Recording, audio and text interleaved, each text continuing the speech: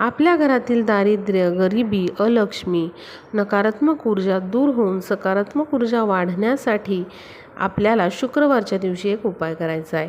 यासाठी आपल्याला खडे मीठ घ्यायचं आहे. ते एखाद्या स्टीलच्या डिशमध्ये किंवा मातीच्या भांड्यात हे मीठ ठेवायचं आहे. त्यावरती एक मातीची पणती प्रज्वलित करायची आहे.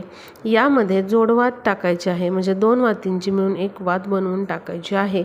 या दिव्यामध्ये तुम्ही तूप किंवा तिळाचं तेल वापरू शकता. असा हा दिवा प्रज्वलित करून तुमच्या देवघरासमोर हा देवांकडे तोंड करून दिवा ठेवायचा आहे. दक्षिणेकडे तोंड करायचं नाही. या उपायामुळे हे खडे मीठ जे आहे ते घरातील नकारात्मकता आणि अलक्ष्मी शोषून घेतं. दुसऱ्या दिवशी हे मीठ जे आहे ते नळाच्या पाण्याखाली धरून विसर्जित करावे. हे मीठ वापरू नये. हा उपाय दर शुक्रवारी केल्याने आपल्या घरातील दारिद्र्य, गरिबी दूर होते.